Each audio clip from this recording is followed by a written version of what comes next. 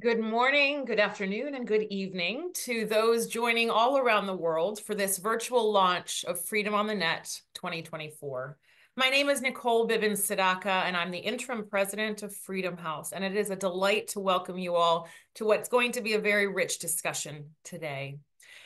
Many of you know Freedom House very well and have been partners and allies of ours for many years. But for those of you who are new to Freedom House, I'll introduce ourselves. We are a nonpartisan, nonprofit organization focused on advancing and defending freedom globally.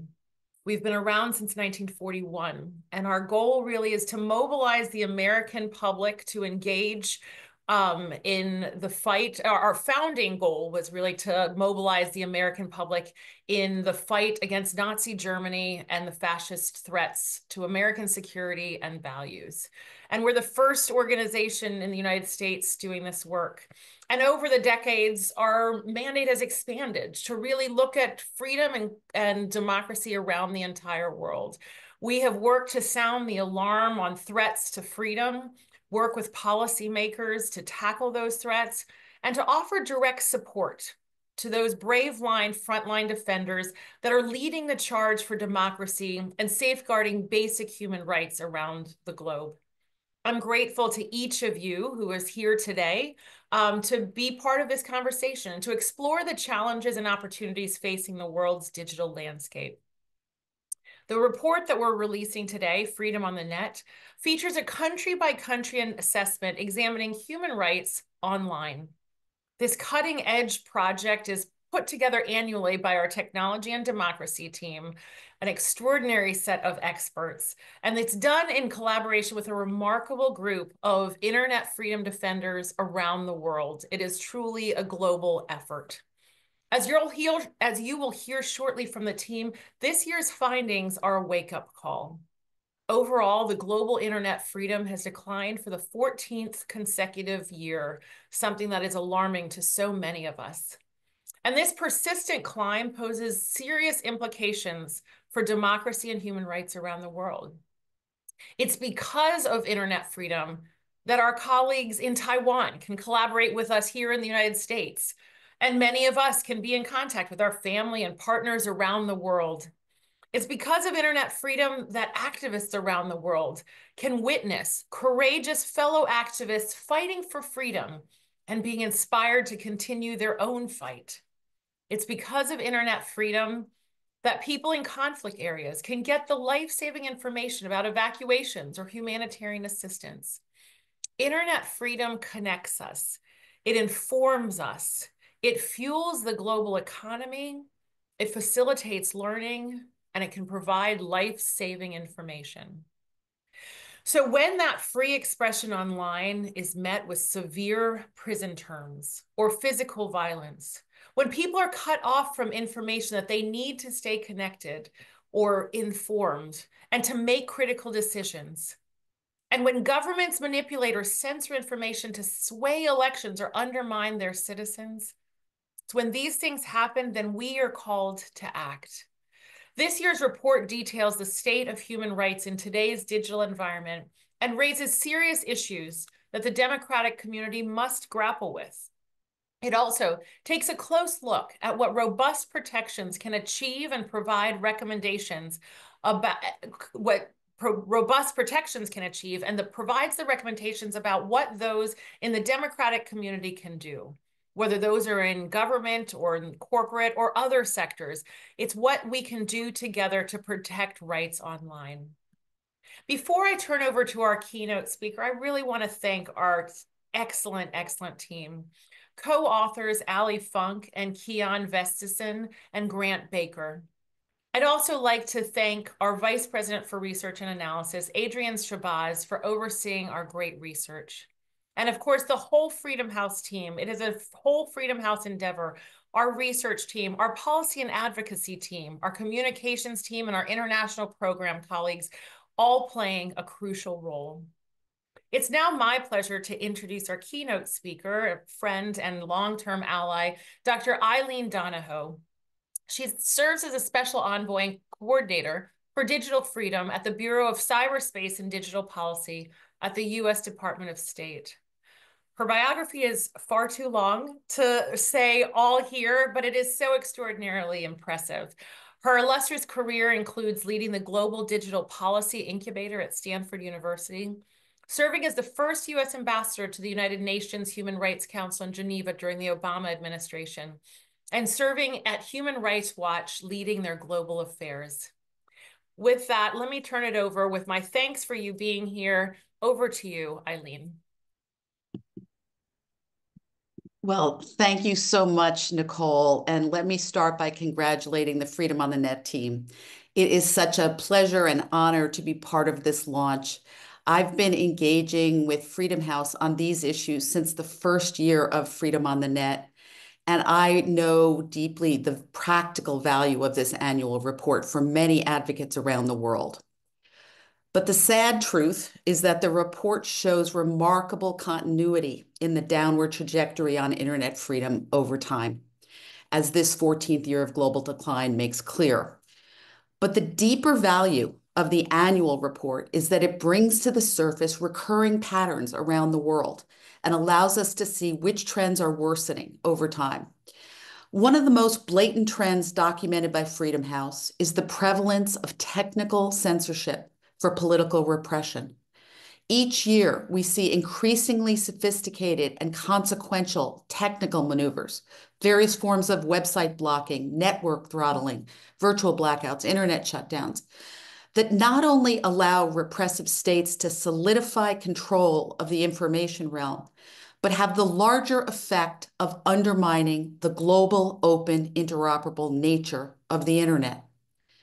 Another recurring pattern is the proliferation around the world of vague and overly broad cyber and digital regulation, which facilitates repression by legal means and provides cover and the optics of legitimacy when governments use law to shrink civic space or to wipe out political opposition. This year, I was really struck, as Nicole mentioned, by the extent to which online expression was causally linked to offline physical harm, including retaliatory violence, arrest, and imprisonment. But perhaps the most concerning theme that really stood out to me this year was the sprawling global challenge of information manipulation, particularly in election contexts, which have become the most attractive testing ground for new manipulation techniques. The report demonstrates the serious long-term consequences for democracy when erosion of trust in information related to elections leads to loss of trust in democratic processes and in election outcomes more directly. This is one of the thorniest challenges to address because so much manipulative content around elections is not illegal or even technically untrue. So efforts to restrict this material on a content basis often end up undermining free expression. The good news here is growing global awareness, at least within democracies, that content-based restrictions won't solve the information manipulation challenge. Instead, we see a shift of focus to building civic resilience and more emphasis on investing in multi-stakeholder efforts to strengthen the quality and integrity of the information realm without undermining free expression. I'll note that this has been a real priority for the U.S. Secretary Blinken elevated information integrity in his Summit for Democracy keynote this year, and the State Department developed a democratic roadmap for building civic resilience to digital information manipulation.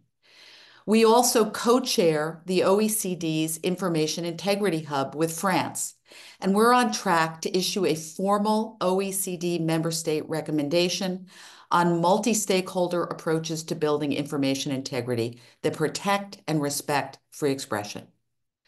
You'll hear more from the Freedom House team in a moment about this year's trends. Before that, I want to take a moment to think about how to actually change the negative trajectory we're on. And I have two ideas to put on the table. First off, I think we need to expand the breadth of this conversation beyond internet freedom to the broader subject of digital freedom, freedom in the context of the digital transformation of society more broadly, which is how we scope our digital freedom mandate within the Bureau of Cyberspace and Digital Policy at the Department of State. We start with a recognition that the technical revolution we're living through extends well beyond the internet to AI and many other critical and emerging technologies, all of which have significant bearing on freedom. In our Bureau, we like to say technology is a horizontal because digital tools cut across every sector of society, every agency of government, and every dimension of public and private life. Another more provocative phrase I'm sure you've heard is technology has eaten the world. The simple idea is that digital tools have become the means through which we do everything. And at the same time, digitized society has become our domain. It's the context in which everything happens. And it's different from both our pre-digital world and the internet at a technical layer. This leads to my second point. If our aim is to protect freedom in this radically changed context, we need governance innovations that match the innovations we see in technology. Rather than think of governance as something that's done by governments alone after technologies are developed, we need to think of governance as a front-end activity that happens in the design, development, and deployment of technology, and then continues throughout the life cycle of the technology's use by whichever stakeholders are responsible for those processes, whether private sector, civil society, or government. This is a pretty significant conceptual shift in what constitutes governance and in the scope of who is responsible for protecting freedom. The good news is we see significant momentum in this direction in a variety of efforts that incorporate this type of design thinking. For example, the Universal Safeguards Initiative for Digital Public Infrastructure, known as DPI, run by UNDP and the Office of the Secretary General's Special Envoy for Technology over the past year, which starts with the foundational principle that DPI should be privacy protecting and rights respecting by design. In a parallel vein, a range of stakeholders, including the Office of the High Commissioner for Human Rights and the Freedom Online Coalition, have started to recognize the relevance of international tech standard setting bodies for protection of human rights. They're working to incorporate human rights concerns into those venues and processes. Last, I'll mention that within our Cyberspace and Digital Policy Bureau, we recently developed a tool called the Risk Management Profile for AI and Human Rights, which integrates human rights considerations into the AI risk management framework that had already been developed by our National Institute for Standards and Technology, known as NIST. This was essentially a cross-disciplinary translation exercise to help the human rights community play a larger role in AI risk management processes and to help the technology community incorporate human rights into AI risk management assessments. All of these efforts give me a sense of hope and optimism about getting back on a positive digital freedom trajectory. To close, I want to comment on how this internet freedom, digital freedom conversation fits in the larger dynamics of international tech diplomacy more broadly. The dominant theme this past year in almost all international diplomatic fora was digital inclusion and tech for development and the SDGs. People all over the world are yearning to be part of the tech revolution. But along with efforts to extend access to technology, we need to make sure that the technologies offered in the name of development do not come at the cost of undermining human rights. Marginalized and vulnerable communities seeking inclusion in the tech revolution should never be forced to trade off human rights for development. The big picture geopolitical question we face is which values and model of governance will predominate and be reflected in tech governance and tech for democracy. Authoritarians understand that by exporting infrastructure around the world, they can expand their influence and shape global norms in an authoritarian direction. Democratic stakeholders also must embrace technology as our vehicle for spreading democratic values and a democratic vision of digital society. I believe that leading with rights-respecting design, development, and deployment of technology is our best means of shaping international norms for 21st century digital society and our best hope of getting back on a positive trajectory in protecting freedom as we advance digital development. With that, let me just say thank you to Freedom House for your enduring commitment to freedom, and I really look forward to listening to the rest of the program.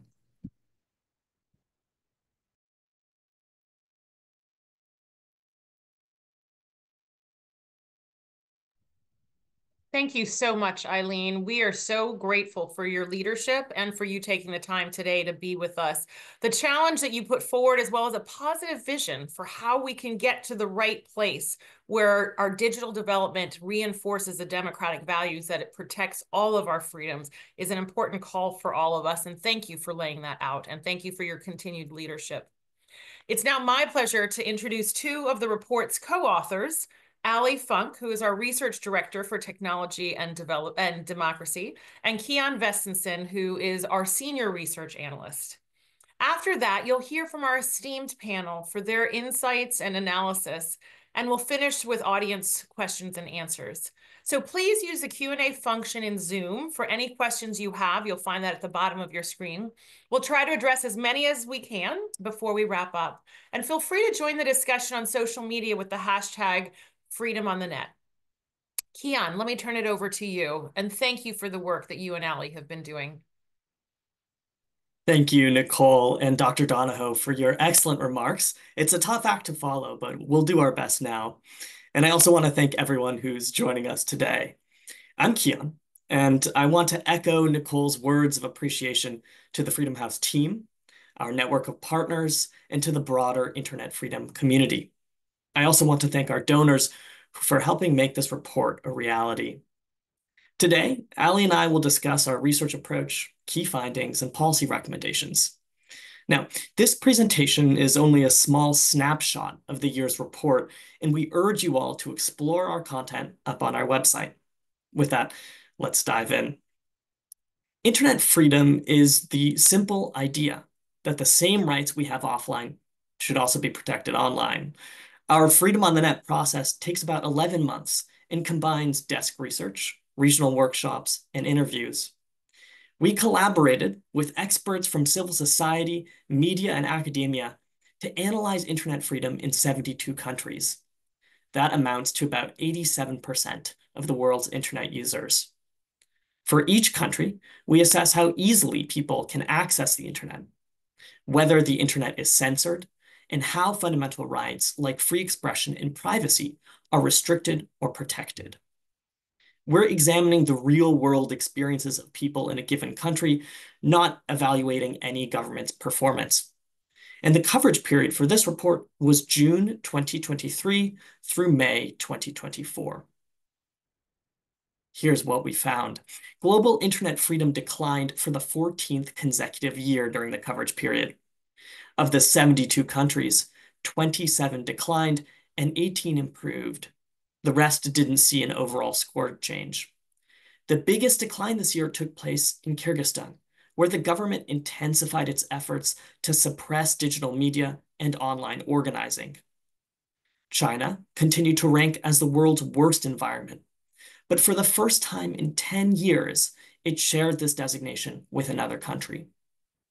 Myanmar's military introduced new technology to block most virtual private networks in the country, which cut people off from the tools they had relied on to safely and securely access the open internet. On the other end of the spectrum, Iceland was the freest, and Zambia saw the largest score improvement thanks to a small opening for online organizing in the country. We also added Chile and the Netherlands to the index this year, and both ranked free. Finally, with the US election only a few weeks away, I suspect that many are wondering how the United States fared in our index. The US hosts a vibrant and free internet, and is home to some of the world's strongest protections for free expression online. However, false and misleading information about elections has proliferated online, fueling the harassment of election workers and undermining people's trust in democratic institutions. You can read more about trends in the United States and any of the countries we cover in the longer country reports that are up on our website. Now, this graphic you'll see here illustrates 5 tactics that are driving a global assault on free expression. In at least 56 of the 72 countries we assess, people were arrested due to their political, social, or religious expression online. In Thailand, a pro-democracy activist was sentenced to 25 years in prison for just 18 social media posts that criticized the monarchy. In at least 43 countries, people were physically attacked or killed in retaliation for their online activities. Unfortunately, that's a record high in the history of the project. One Belarusian online journalist was tortured because he worked for one of the hundreds of independent outlets that the government labels as extremist. One key trend we saw this year was how internet freedom deteriorated during armed conflict. From Sudan to Gaza, internet shutdowns in conflict zones plunged people into even more perilous conditions. During the civil war in Sudan, the paramilitary Rapid Support Forces cut off internet access across the country this past February. The shutdown disrupted the delivery of desperately needed food, medicine, and other aid. People also faced violence or arrest simply because they had discussed or reported on the conflicts online. Azerbaijani officials detained several people for criticizing the military's offensive in Nagorno-Karabakh or because they called for a peaceful resolution to the conflict. With that, I'll pass it off to Allie. Thank you, Kian, and thank you all for joining us today. I'm going to now turn to our main focus of the report. As billions of people went to the polls over the past year, which I'm sure you have heard about if you've paid attention to the news, we really wanted to understand how elections impacted the information environment. So the map you see here on the screen is where censorship and content manipulation occurred in the 41 Freedom on the Net countries that held or prepared for elections during our coverage period. So in at least 25 of these countries, governments blocked websites, they restricted access to social media platforms, or they cut off the internet connectivity altogether. In many cases, those in power were trying to limit the opposition's ability to reach voters, reduce access to independent reporting, or suppress concerns about election manipulation. In at least 21 countries, pro-government commentators used deceitful or covert tactics to manipulate online content. And they often took direct aim at people's trust in the electoral system itself. One example that we raise is from Zimbabwe, their election last August. Supporters of the ruling party maligned independent election observers as biased, attempting to delegitimize their documentation of the country's deeply flawed election. In last year's Freedom on the Net report, we detailed the early adoption of generative AI in influence operations. This year, the technology was frequently used to create false and misleading information. But what we don't yet understand is the extent to which the technology is impacting elections and their outcomes, and whether it's making influence operations more persuasive. Pakistan really exemplifies all these trends in one place. During the February election, the country's powerful military faced a strong challenge from former Prime Minister Imran Khan and his political party. To stop Khan from coming back to power, the military arrested him and other party leaders and limited the party's ability to appear on the ballot. To reach voters ahead of the election, the party held virtual rallies and created an AI avatar so Khan could deliver speeches that he wrote behind bars. You can see his avatar on the slide on your screen.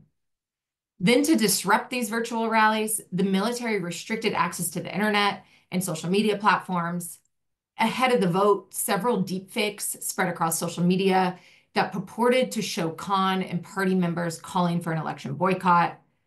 It's unclear who was behind these campaigns, but they conceivably were intended to get supporters to stay home during the vote. Then on an actual election day, internet service was again restricted. And then after the vote, authorities blocked the social media platform X and other websites to suppress Khan's supporters from mobilizing about their claims of voting irregularities. Alongside these cases of censorship and content manipulation, several governments also attacked the very people specializing in protecting the information space.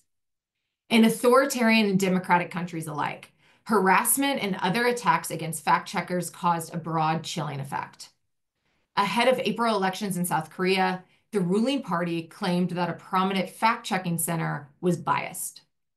Similar attacks occurred in the United States, where a coalition of researchers known as the Election Integrity Partnership out of Stanford and the University of Washington faced lawsuits, harassment, and congressional subpoenas based on false characterizations about their work.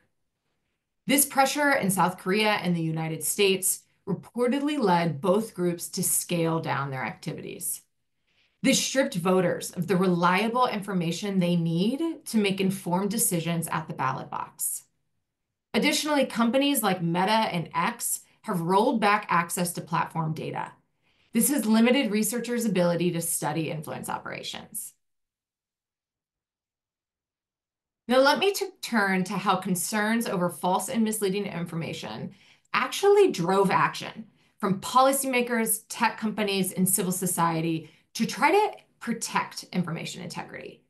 So we identified 3 categories of interventions among the Freedom on the Net countries that held or prepared for elections. First, governments compelled tech companies to boost credible information, or they enforced existing rules to address false and misleading content. Second, many countries featured new digital literacy programs. And third, policymakers passed new rules limiting how political campaigns can use generative AI. Like Dr. Donahoe mentioned, it's a really hard task to address false and misleading information and the conditions that allow for its spread while still safeguarding free expression. So we assessed whether the intervention we identified protected internet freedom or whether they got the balance wrong. So to do that, we developed the 4 criteria you see in this graphic: transparency, democratic oversight and independence, whether the interventions worked with local civil society, and whether they aligned with international human rights standards for free expression and access to information. The report highlights several examples that didn't adhere to these principles and didn't get the balance right. And I urge you to go to our website and read about those. But today, I want to zoom in on South Africa and Taiwan, which we highlight along with the European Union as two promising models. South Africa's election commission worked closely with the local civil society group Media Monitoring Africa to review reports from voters about false and misleading information. In some narrow cases, the commission was empowered to take action.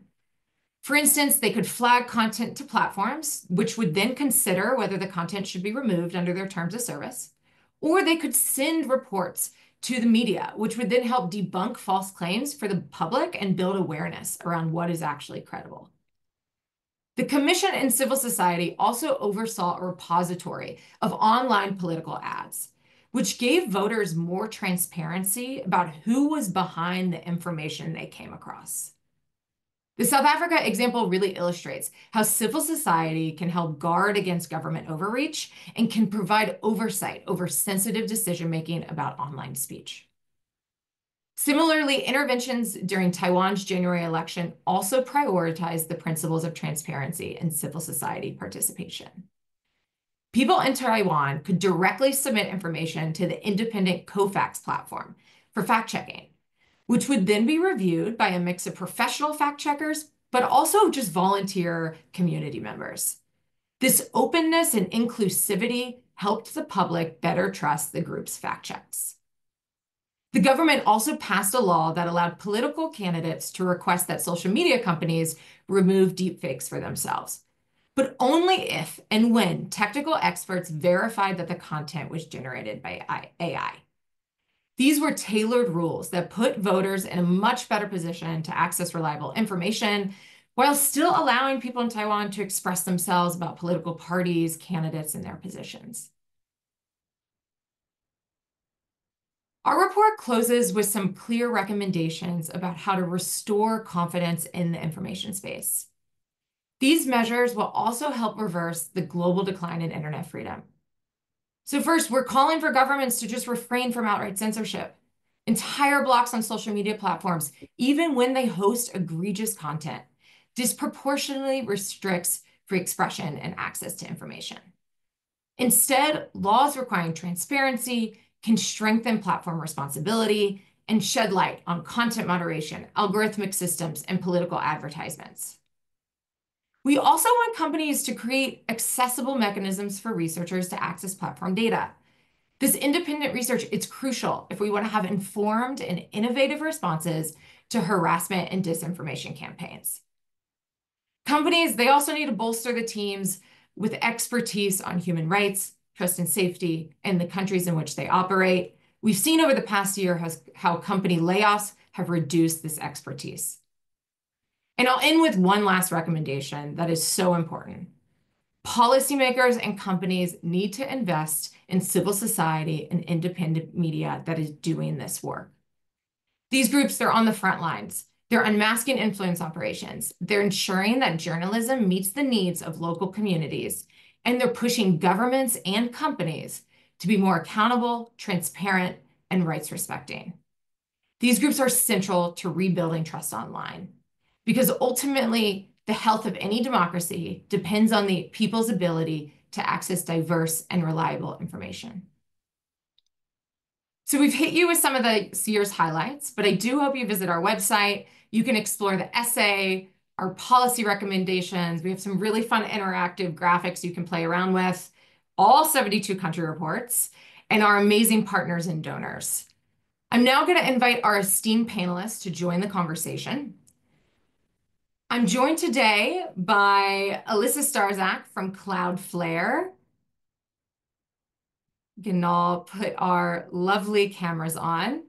Farieha Aziz from Bolabi, and Artur Pericles Lima Monteiro, who is at Yale, and Freedom House is honored to work with Art for our Brazil Freedom on the Net country report. Thank you all for joining us. And audience, really urge you all to please put your Q&As in the chat. We'll try to get through them. We've got a good amount of time, so hopefully we can have plenty of time to chat. All right, Art, I'm going to start with you because I would imagine our audience has Brazil on their minds. The country, people there, they've had firsthand experience about how false and misleading claims about election fraud just can drive offline violence. And just a few weeks ago, X was unblocked after it finally agreed to comply with orders from the country's Supreme Court to restrict access to far-right accounts accused of spreading false information. Really, I know, a complicated situation. Freedom House has weighed in on it. We've raised concern about the disproportionate block and its impact on millions of people. But we've also criticized and raised concern about X, the dramatic rollback of content moderation at the platform, and Elon Musk's insults against Justice Moraes, who is a Supreme Court justice. So I'm really interested to hear from you, how do you think about this complexity of tackling disinformation campaigns while protecting free expression? And what policies and regulations would you recommend? Sure. Thank you so much for having me. First of all, let me thank you, Maddie, Matthew, Barrick, and everyone at Freedom House who makes Freedom on the Net possible. Also, very excited to be here with Alissa and Farieha. Let me also acknowledge Bruna Santos, who was the former Brazil analyst before me, and Ana Marta Araújo, who provided research assistance for the Brazil report. All right. So great. So as you very, very aptly flagged, Brazil had basically its own January 6th that happened on January 8th in Brazil. And that is obviously didn't come out of nowhere, but it is a major component of how Brazilian officials and institutions and civil society, I think more generally, are thinking about internet freedom right now. And let me start by saying that although a lot of the media coverage focused on mis and disinformation in the X block in Brazil, the order that directed providers to block X was not actually over disinformation that we know of. So it was rather because of non-compliance with orders that, as far as we know, are not related to disinformation. They are, it seems from what we have, and I can get into that, they are related to January 8th investigations that the Supreme Court is conducting. But I should say things in Brazil, there's more than one actor. So I mentioned the Supreme Court. That's the actor who ordered X to be blocked. But beyond the Supreme Court, we also have a highly active Superior Electoral Court. And the Superior Electoral Court has more of a role, I think, in actually enacting regulation, but not just that. So it was actually having a more active conversation with providers. And we know from reporting on leaked messages between Supreme Court aides, or I should say Electoral Court aides, that it seems that the High Electoral Court decided to take a harsher stance on X after the Supreme Court decided to take a harsher stance on X after the High Electoral Court, some High Electoral Court requests started being rejected. So that's an interesting angle, I think, has parallels that we will see throughout the world. In questions about how government institutions can try to protect information integrity. They are trying to protect the public sphere, digital public sphere, but also that also raises questions about transparency and jawboning. I think, so if I can speak very quickly on X, I think this was not the X block. This is definitely, so if you look at it from the perspective of the Supreme Court, there was very little the court would see as available after X basically deliberately decided to not fail to comply with those orders. But beyond the impacts to millions of Brazilians, which you just highlighted, should also, and I guess everyone on the internet who was missing on our international quality memes, there are a number of issues as well. So obviously the orders were issued in sealed records, which that basically prevents the public and academics from attesting that justice was done or denouncing miscarriages of justice. And I don't see any valid reason for why we have so many cases entirely sealed. And also, obviously, the orders, although they were, the order to block X, although it was later confirmed by a panel of the Supreme Court, it was initially issued by a single Supreme Court justice. So I have concerns there in terms of process and how we can tackle these issues in a way that will actually allow the public and everyone involved, every stakeholder, to have more confidence that freedom of expression is being protected. Thank you for laying that out. And if anybody, I hope no one's doing this on their weekends where they're diving into these blocking orders. Like I know you are, Art, and we're doing. It's such a complicated environment, but it really, I think, underscores the very real challenges that governments, including strong democracies, are trying to grapple with here about how do we deal with problematic content, but we want to do it in a rights-respecting way. And I think your focus on transparency is such a important point because transparency with the public allows us to hold governments and companies accountable. So it would actually help us improve platform responsibility. Farieha, let me go over to you next. Bolo B, which is an organization you founded, is just fantastic. I would really urge our listeners to go read their materials. It has really been at the forefront of pushing companies to be more responsible and governments as well in Pakistan and in the global majority more broadly. I'm curious to hear from you. How do you think platforms fared in protecting election integrity, free expression this year, and anything that maybe surprised you?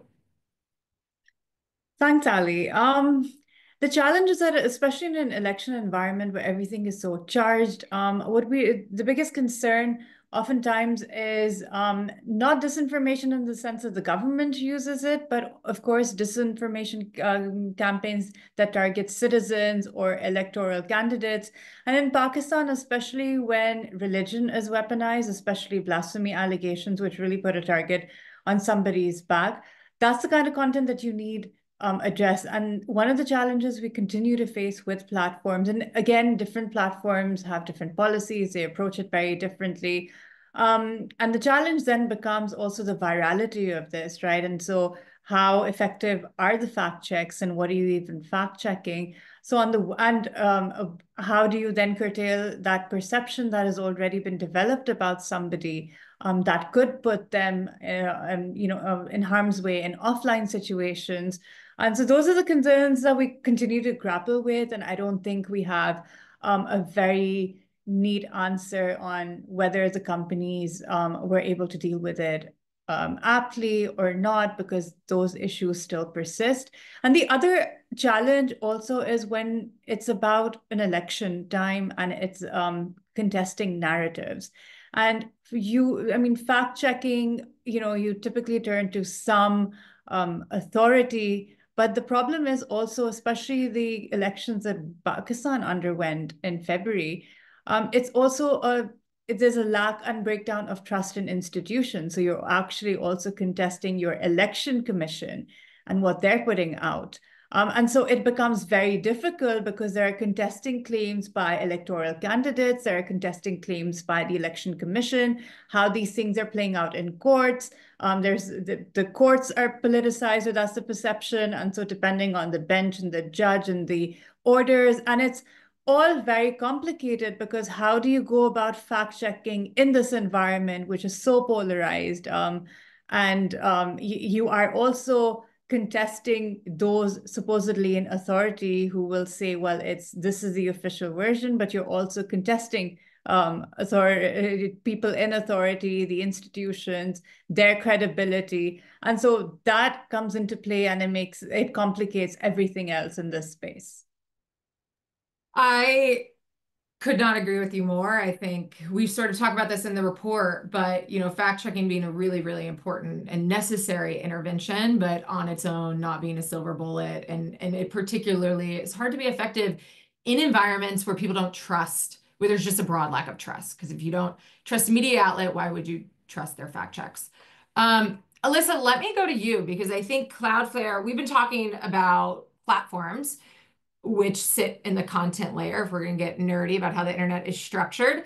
Cloudflare sits at a very different part of the internet stack, which means you will face a different type of pressure from governments. So can you talk us through the different type of pressure you might be facing from those wanting to disrupt internet freedom? And how does Cloudflare respond to those requests? Thank you, Allie, and thanks for having me here today, and thanks for putting out an exceptional report. It's incredibly depressing, I'll be honest, but it really distills a lot of the things that we're seeing online from a technical standpoint, and I think it's incredibly important to put out. So I think it's worth putting a little bit of background out for folks who don't know anything about Cloudflare. We operate a global network that protects websites and networks and users from cyber attacks and makes everything connected to the internet faster and more resilient. From a practical standpoint, we sit in front of about 20% of global websites, so we see a ton of different kinds of internet traffic. And I think that starts to get into some of your question, because we have two sides of that piece of what we see. We actually see often what's happening at a technical layer, and then we also get direct requests. And I think both of those play a really important role that we can talk a little bit about. On the things that are more indirect, what we often will see are things like internet shutdowns. So for example, because we have such a significant portion of the internet that sits behind us, we can watch traffic drop. If there's an internet shutdown, we can watch things get disrupted. We watch, for example, I think that just one of the descriptions was VPNs being restricted in Myanmar. We could see that actually practically from a technical standpoint. And so we can actually put some of that information out so that people can interpret it, so that civil society can work with it. And that is something that's a really important component for us. But we're seeing something else. And I think Art sort of flagged this, and I think you flagged this too in your comments. The reality is that right now, what governments are struggling with is this idea that when they try to take some sort of action, it may or may not work. And so what you have are a bunch of governments trying to be more comprehensive in the way they address content. And often that's really problematic from a technical standpoint. And it's worth understanding a little bit about how the internet works to understand what that means. You know, the internet in many ways is a miracle that would never be built today if people knew what it could do, because there's so many different paths to content. So the internet is amazing. It's the reality is it sort of circumvents, it blocks that happen. There are lots of different paths. That means it's really hard for a government who's trying to disrupt access to content. And what you see are governments responding to that by getting more and more aggressive about how they deal with technical blocks. So we, on the infrastructure side, we'll see things that are sort of new laws saying, hey, you have to disrupt at this layer and at that layer. So it will be an ISP looking to disrupt, looking to block, but also maybe we'll put new laws in these particular areas so that if it's not blocked at the ISP, it can be blocked somewhere else. We've seen specific laws targeting services like ours, for example, which would not be sort of a normal form of access to content. On the sort of how we respond, we actually have gone out of our way to try to educate people in a lot of different environments, just explaining how some of these pieces work and explaining that maybe that's actually not, for governments that are trying to do the right thing, maybe this isn't the right approach because it has often has unintended consequences. So we do a lot with just the education side. And then frankly, even when the education side does not work, what we try to do is really focus on the transparency element. You know, I think the reality of the internet is that if you use technical mechanisms to block, often users don't know why. So they don't know why the internet is slow. They don't know why they can't access a website. They don't know if there's a problem with the website. They don't know if there is something that's a block in the system. They don't see what's happening behind the scenes. And there is a role for a lot of companies on the infrastructure side to play in trying to make that a bit more transparent. And that actually helps hold governments to account. So if they're blocking inappropriately or in an overbroad way, users should understand that and should know that that is something that they should hold their governments to account for. And so those are the areas that we really focus on. We think it's the sort of recommendation in the report about interaction with civil society, we think is critical. That is not something that companies can do on their own. There's sort of there has to be a dialogue in what everyone sees and sort of putting the pieces together. Thank you so much, Alissa. And I'll tell you, from a research perspective, the theme of this panel is transparency. Is, we need to look at all the countries we cover to figure out if websites are blocked, and we like to try to unpack what's the mechanisms they did that.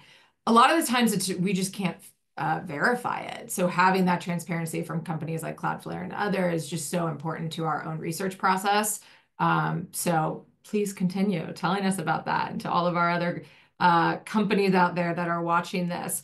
For folks who are listening, we're going to start. I've got some more questions, but I'm going to start weaving in your questions in the chat. So please keep putting those in there. Let me go to one we have in the chat, which actually aligned with something I wanted to ask you, Art. I mentioned a little bit about how Gen AI had popped up in the election period. We saw the use of the technology to create false and misleading information. We know AI more broadly. Bot networks are used to spread that information. We also have some really interesting cases about Gen AI and political campaigning. There's an awesome one from Belarus in which the opposition created an avatar to run in their election because the avatar could not be arrested by Lukashenko. So we love to see that creative use. But Art, you've been doing a lot of work on how to regulate and govern, going back to Dr. Donahoe's comments earlier about what does governance mean right now. Curious, if you want to add anything about how AI has been used over the past year for the internet, but also how are you thinking about how we can regulate to limit its harms? Great, thank you. So I think the example you gave about the avatar is interesting, but also something that would be illegal in Brazil right now under the current TSE regulations. They're specific about using any synthetic content to impersonate anyone, even with their consent, which I assume is what happened in the case that you described. So it's an interesting angle because I think that right now, a lot of countries, I think not just Brazil, are very much concerned about the impacts of Gen AI, and I think that tells a different story, and we might want to be sensitive to both parts, both the positive and the negative, both the potentials and the harms, potential harms. I think one important issue that we have to have in mind is, for all the discussion that the law is always playing catch up with technology, and certainly with generative AI, I would say that's not giving us the full picture. So if you just think about Gen AI right now, we are told so you were always told that the hardware advances are a reason why we have the models that people are so excited about right now, but also the data. And if you think about the data for a second, you realize that the law, even though we don't have any AI laws in the United States or in Brazil, the law has played a huge part there. And that story of how the law played a huge part in making AI or making Gen AI is also a story about internet freedom. So for I think the brunt of the 90s, the major concern with internet freedom was intermediary liability laws, intermediary liability legislation that wouldn't create incentives for providers to overblock, so to take down content with any notice that they were given, because they would have no incentive to fight back on those notices. And the law in Brazil, in the US, across the world, in different jurisdictions, heard those concerns and actually exempted providers to different degrees from liability. And that played a huge part in the training data that Gen AI tools or the Gen AI developers were able to use to develop their models. So I think that's a very important consideration. It also tells us that even though we don't have AI laws, it would be a mistake to think that the law is not playing a part right now. So if you look at copyright lawsuits brought here in the United States, it's clearly not a question of whether you want Gen AI to be available or not. You definitely have to discuss the precise contours of copyright here. If you think about data protection in the EU and Brazil as well, you have data protection legislation in place, and it will have to be reshaped or rethought in light of Gen AI. And when we're doing that, we're doing it because we are mindful of the potentials and also the harms of those technologies. So I would say, in wrapping up, that regulation is happening right now. It has been happening all along.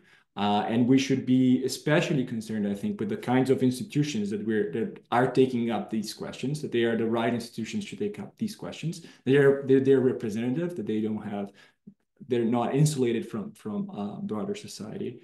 And I think more broadly think about how not just we are regulating generative AI or AI, but how Gen AI in turn is kind of shaping our society and our politics.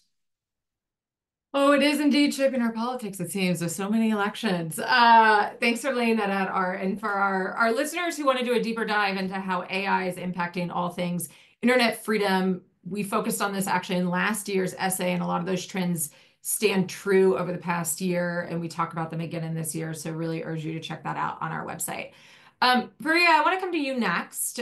We've got a couple questions in our Q&A about the changing landscape for social media platforms.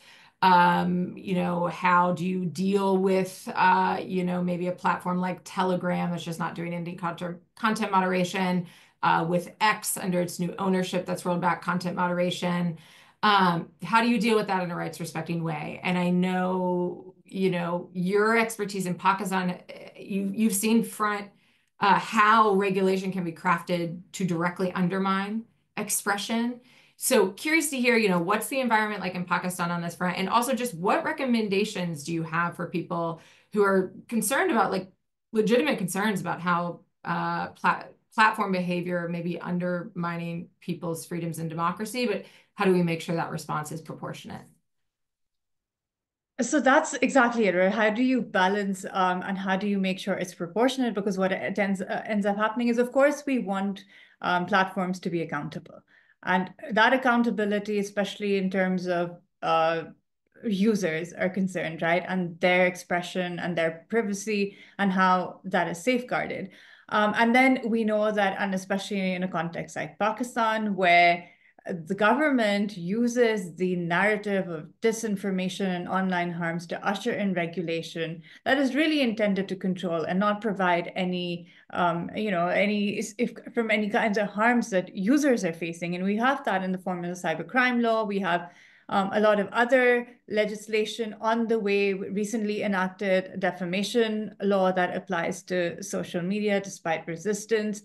So we operate in this environment and context where it's a very fine line. So our positions matter. But I also want to just quickly go back to what Alissa said, and what we expect from platforms is transparency. So the example of X and what Art was saying, and we've been looking at Brazil and the X ban and how, a lot will be borrowed from there.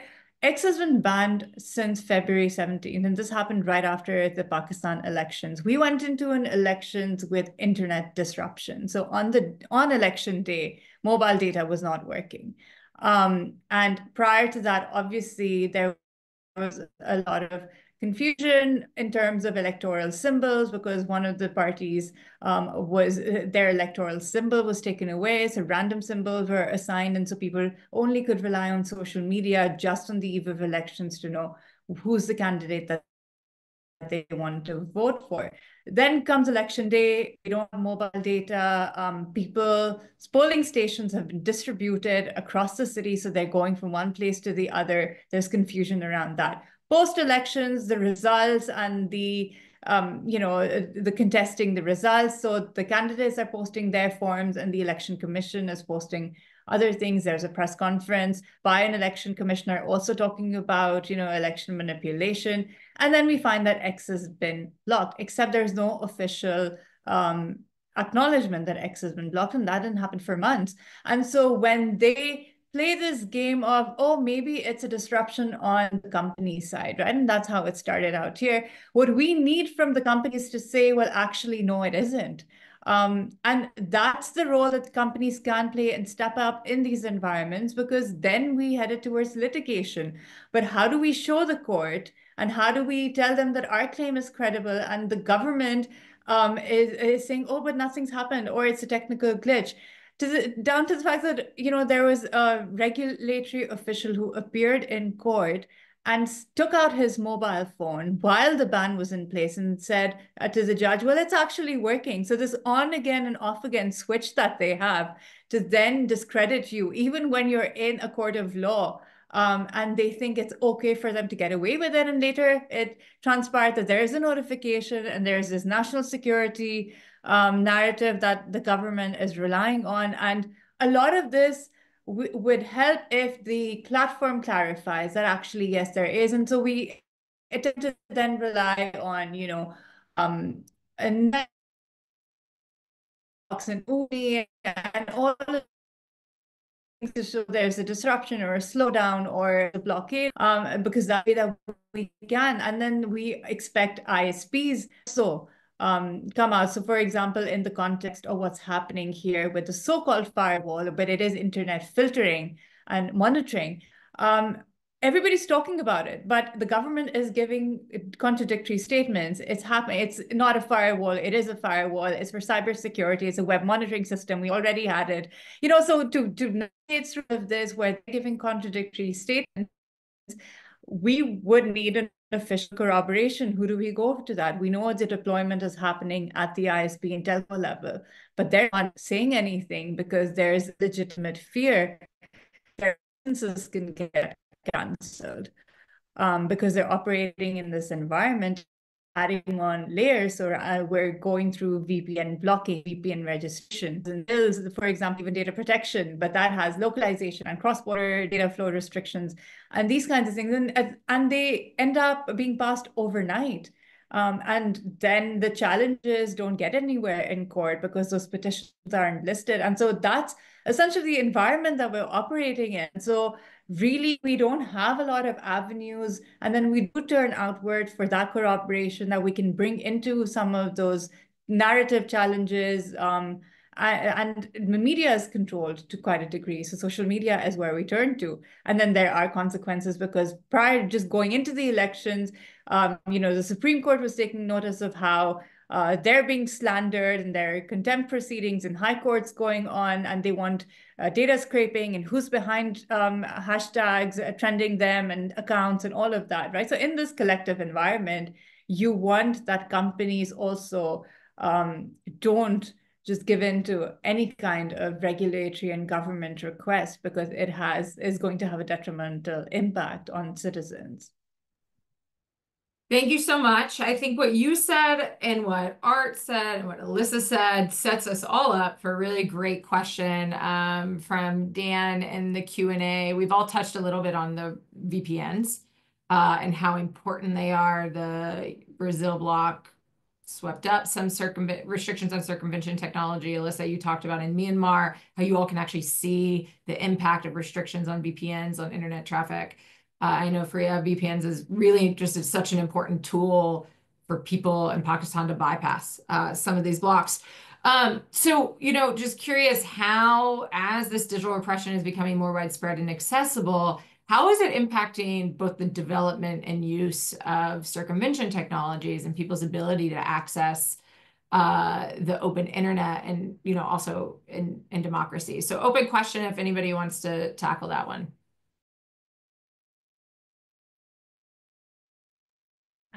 I can start with that one, and we'll see if anyone wants to jump in, Allie. I think one of the hard parts that we're seeing that is sort of a path right now that is not a good path is that governments are getting more sophisticated in how they block.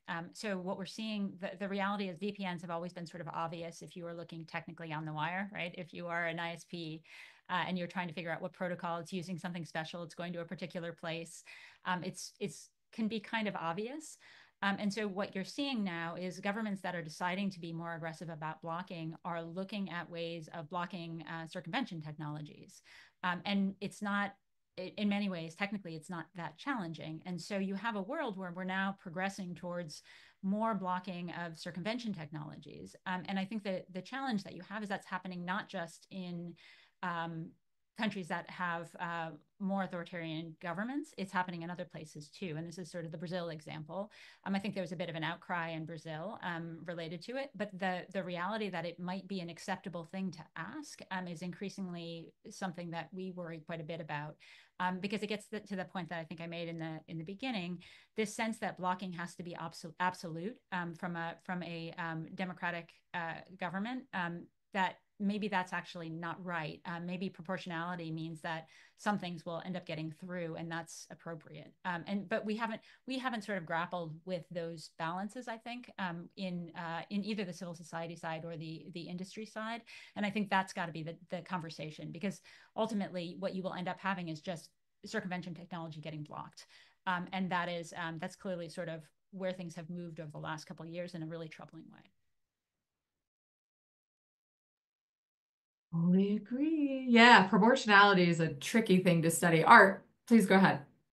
I know. I was just going to say I agree with Alissa. I think in the X block in Brazil, that part of the decision was there was basically no reasoning that justified it. And even when it was revised, it was only revised. So the initial order was no VPNs in Brazil at all, not just no VPNs to access X, but no VPNs in Brazil, without any consideration for other uses that people have for VPNs. And obviously, with so many people working from home over the worst part of the pandemic, more people now realize how you can have even business reasons to use VPNs, but you could also have non-business reasons to use VPNs. And I don't think the court considered that at all. I'm in full agreement that you definitely need more discussion, more consideration. I think we went very rapidly from a place where there's nothing we can do. The companies cannot play any role unless we ask them specifically.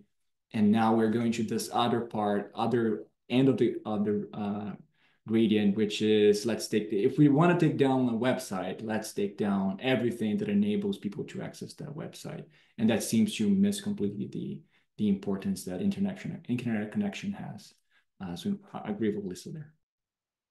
Can I add on this and what Alissa said, right? So in Pakistan, we've been facing blanket bans for a long time, but the sophistication in technology, and this is something that has happened around this so-called firewall, or what it is, a web monitoring and filtering system, is that this gives them plausible deniability. So it's not the entire application and it's not the entire platform. So for example, WhatsApp disruption on mobile data, we're unable to send WhatsApp media. But if you switch on a VPN, it works fine. Now your chat function is working okay. Now what is giving them the ability to be able to cause this disruption? They obviously are not very forthcoming about this, right? The other strategy is to then get the private sector to do it so that they are not compelled by RTIs and, you know, public transparency into who's funding it. So it's not per se the government. And so with litigation also, they're able to deny, well, it's not us, we're not doing anything.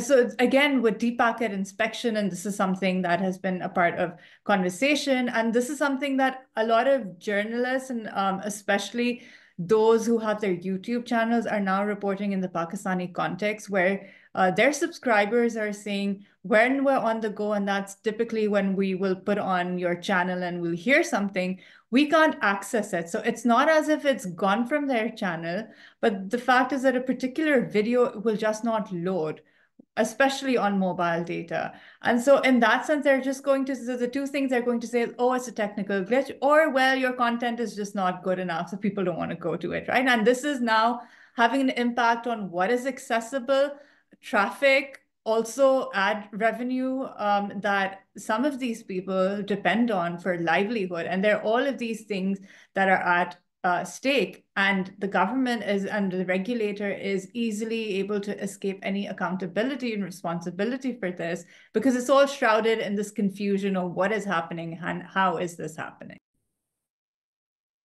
Fueling chaos helps you get away with repressive tactics, is what I'm hearing. I've got like 7 minutes left, and I want to squeeze in just a few more. We've got some really great questions. Let me first just actually talk about something that is we haven't talked about yet.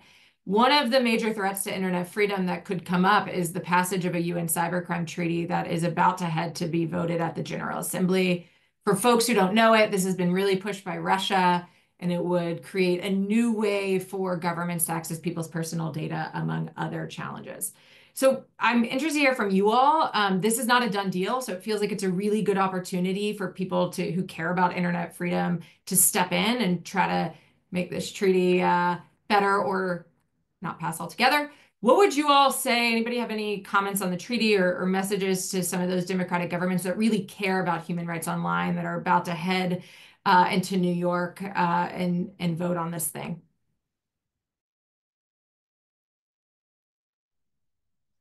Well, again, I guess maybe I'll start again.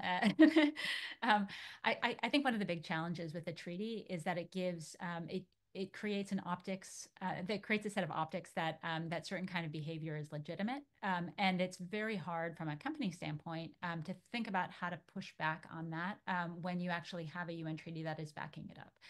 So from the government standpoint, I think people don't fully appreciate how much the long-term tail of what will happen with it, and the role that companies fit in there. You know, companies have to comply with laws in the countries that they're in often. This means that it's going to make it harder for companies to push back. And so we can sort of have our conversations with civil society, we can have transparency, but you've essentially given international legitimacy to a set of laws on user access, on a whole variety of different things that have long-term impacts on internet freedom. And I think that's our sort of big set of concerns. It's the optics of it, and it's the lack of safeguards in the treaty, just in general. Anyone else want to add, or happy to move on? Yeah, Farieha. Just okay, so again, legitimacy, right? When you put this in an international framework, and in a country like ours, where anyway, every time something happens, but they do it too, is what we're told. And especially because, Ali, you mentioned that democratic governments, and of course, that is a huge question mark also in today's global. I mean, it doesn't matter which side of the globe you're on. Surveillance, especially, and when you look at surveillance practices and surveillance reform, we don't find very good examples that you can cite to say, well, look, they do it this way, and so you should avoid it. And then compound that with a context such as Pakistan's, where at the moment what happens is that handing over of user data is going to then lead to a physical trace, and we have rampant abductions, enforced disappearances, illegal detentions, and persecution under so-called the legal regime as well, right? And that is what gets compounded and attached to something like this. When they find that, oh yes, well, others do it for national security, and minus a rule of law regime, or the fact that the courts aren't also addressing this in the manner that they should. And so we don't have the rule of law protection, but they still do borrow from such treaties and conventions and other practices in other jurisdictions. Yeah, absolutely. I mean, legitimizing the use of a global governance mechanism to legitimize this is really, really concerning. We've only got 3 minutes, and I want to make sure we do a round robin for one last question I have in the QA. But first, one thing we did not talk about is how so many of the attacks, free expression attacks, harassment, et cetera, have a very gendered component of it, and women and marginalized groups are uniquely targeted. So I'm going to squeeze that question in, and then, well, let's do it at the same time. If you'd like to also comment on that and on how, because we have a great question in the chat. And then let's go around the room in our last few minutes. I want to end on something more positive. We've been talking a lot of doom and gloom, but somebody in the chat asked a really good question of what can voters do? What can we do to protect ourselves? So what ideas do we have to help build our own resilience? Or how can we get involved in protecting internet freedom within our own countries? So, Art, let me maybe start with you on either of those questions. Sure. Great. Thank you. So I think to your first question, I want to recommend a report that I think I've just seen out from Observatório das Eleições, de IA nas Eleições by Alafia and Data Privacy Brazil. And they are reporting on the use of Gen AI in the first round of local elections in Brazil. But noting that did not play the huge role that people expected it to play, but the deep nukes for attacking female candidates did. So that's definitely an important consideration. It's something that we see every year in your reports, and I think it's definitely something that should inform our analysis. Now, for hopes, a more hopeful note. Well, I think in my own research, I think I would be more hopeful for different types of configurations where we're not relying so much on either governments or the companies to make determinations on what the public interest is. I think to an extent because freedom of expression law generally prevents the government from telling what is misinformation in general, right? And unless, like, for pockets of the law will tell you defamation is not allowed because it's generally when it's false. But in general, you don't have that, because in general, we want society to come to its own conclusions. So that's the logic. But then the way that it's not the technical way that the internet works, but the way that business works on the internet is that our only option is to work with the companies and to get them to try to make better decisions. And I wish users have more of, not a say, I wish they had more power in their hands. I wish they could be making more decisions. So that would be my hope. I think there's a little movement that you see there.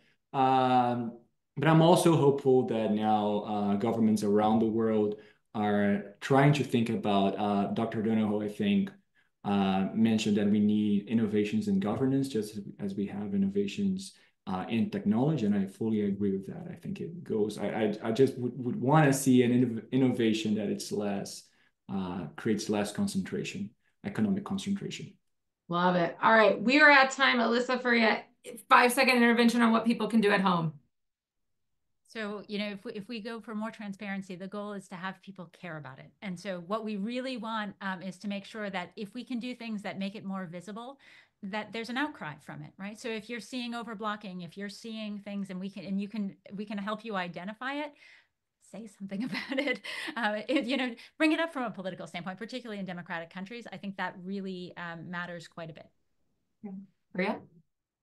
I could make an ask of companies and technologists, and something that could be done is built-in tools for privacy or censorship circumvention. Like, for example, Signal was also blocked or is blocked on mobile data, and so you're using the circumvention tool that's built in. So the more you can build in at that end without requiring people to go through the hoops of learning and then employing, because honestly, that doesn't happen. I think that would be more foolproof against government measures. I love it. Make privacy accessible. Let's do it. Thank you all for joining us today. Really lovely conversation. I hope folks at home enjoyed it. Please check out our website, freedomonthenet.org. Read the report. Let us know your thoughts. And let's hope that next year we have our first improvement of internet freedom. Thank you all. Have a great day.